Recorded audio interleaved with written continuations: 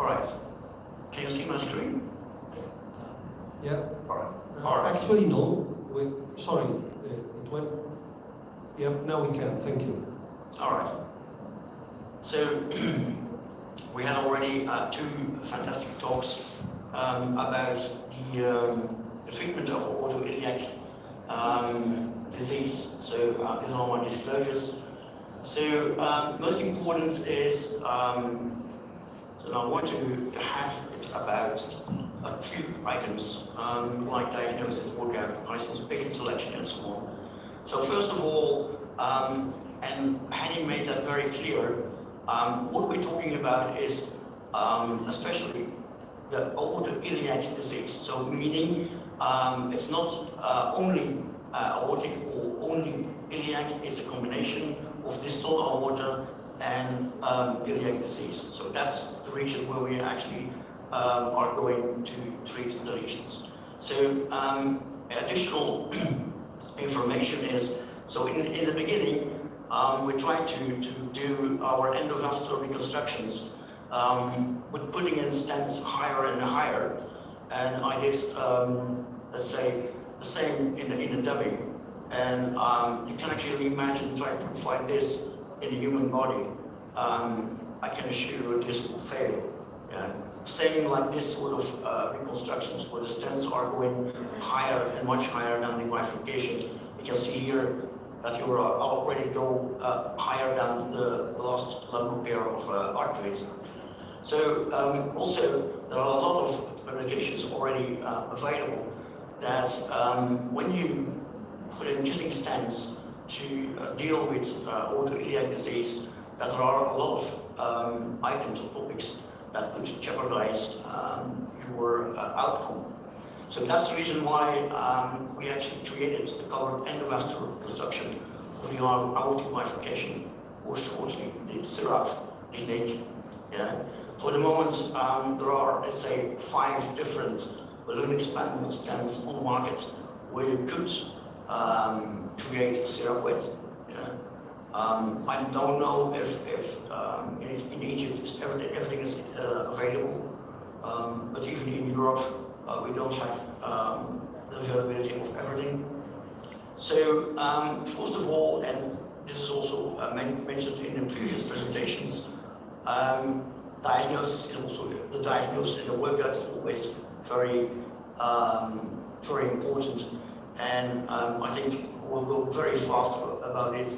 So, of course, physical complaints, examination, and so on. So during your diagnosis and the diagnostic workup, you need to find out which classification is CD, the extension of the disease, is calcified or not, combination of the lesion, involvement of visceral arteries, what is with the collateral circulation, and also what's important is what's with the outer.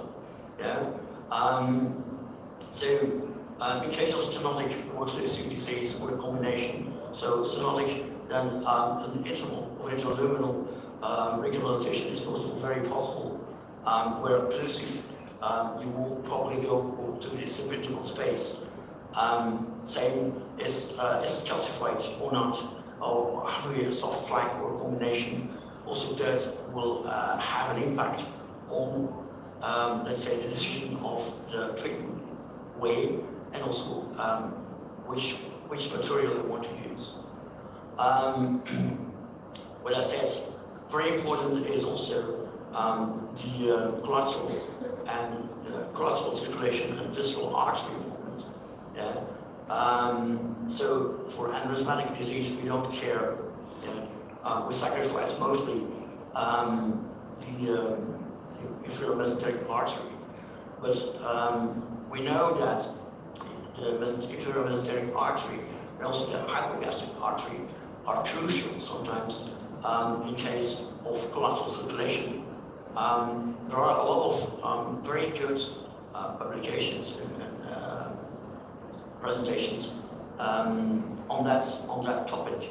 So it's so important that you actually recognize and find the collateral pathway that is actually being used by your patients, depending So you need to understand the different, and like you see here in the examples, you need to understand the different pathways of collateral circulation, and then you need to try to find out which of the different pathways are actually being used, so that you know in advance which arteries you cannot sacrifice, or you need to be very careful not to sacrifice. So that's not only for endovascular, it's also for plastic surgery, but it's especially for endovascular surgery very important. Yeah.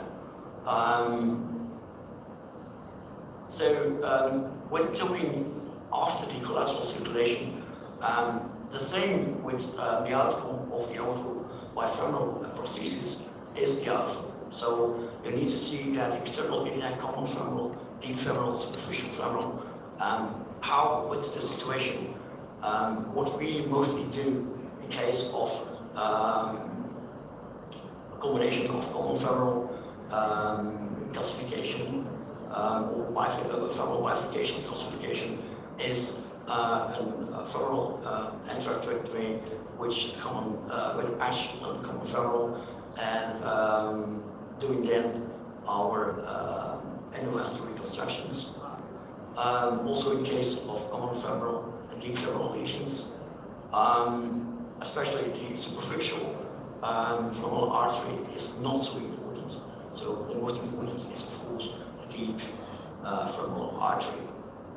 So also what was mentioned in the previous presentations, patient selection, again, task D and C lesions, and I think the most of those patients that actually can be done with syrup are patients that are in the yellow markings. So you need to avoid going in the infrarenal or jejactorenal region.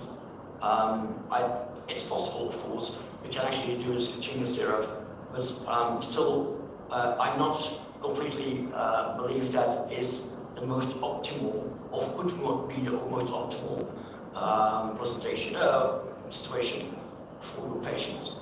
Yeah.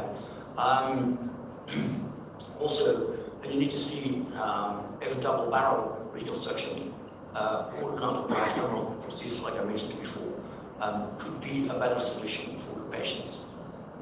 Mostly, our patients are at least 50 years old.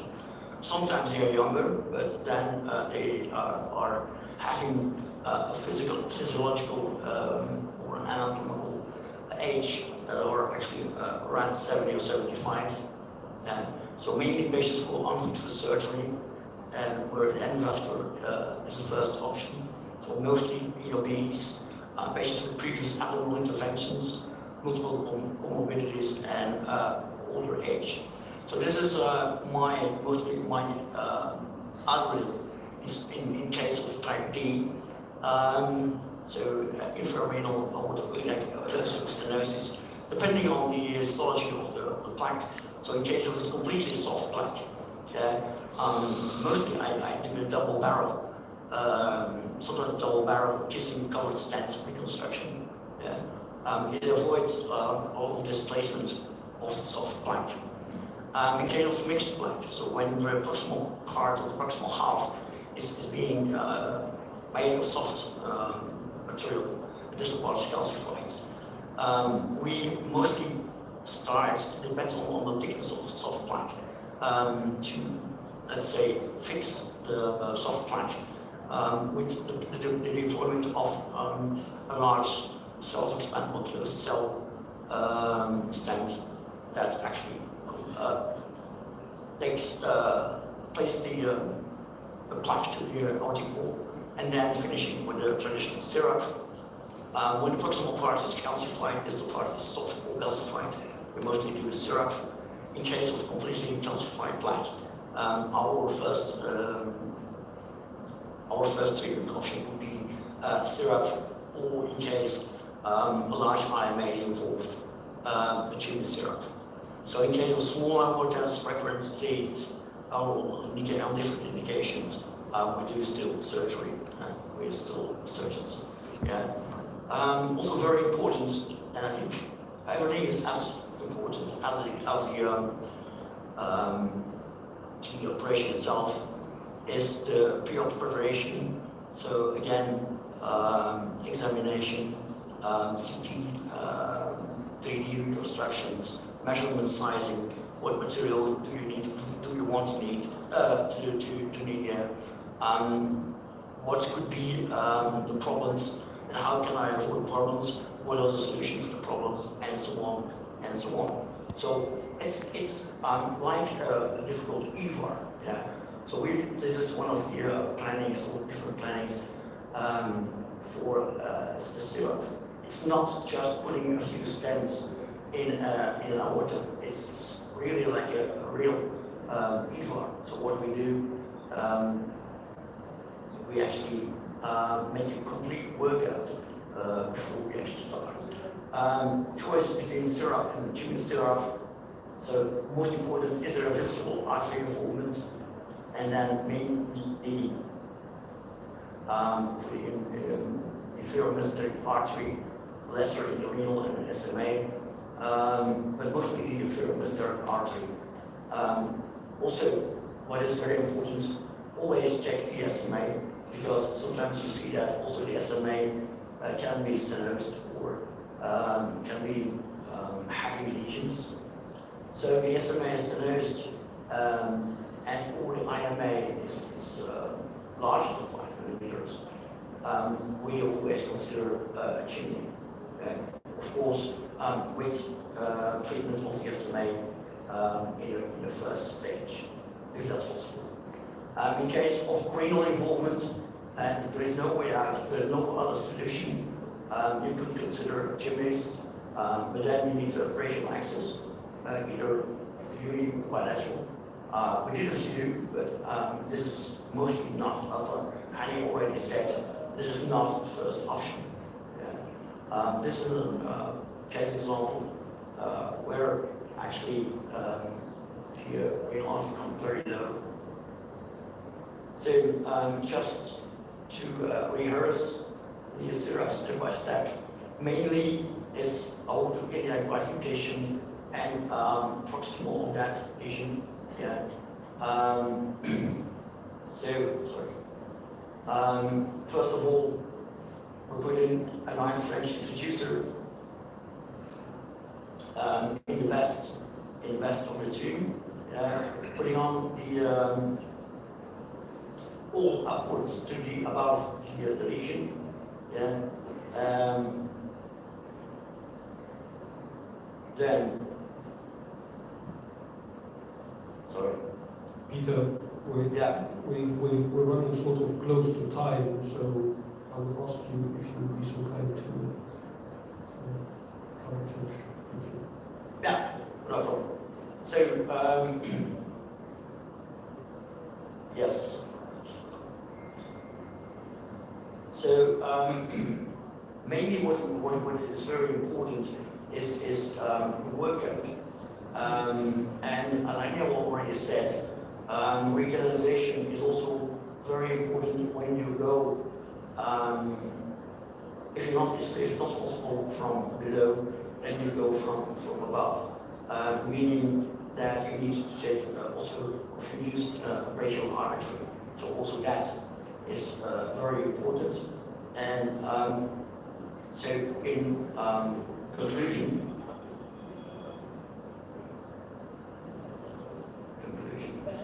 so the syrup is still, I think, in my opinion, a very good alternative to treat orthopedic occlusive disease type C and D lesions. We did now almost 200 patients without major complications. So the midterm results, our 3-year results are already very good. 5-year results are coming shortly, or will be published shortly. We still need to have dedicated devices.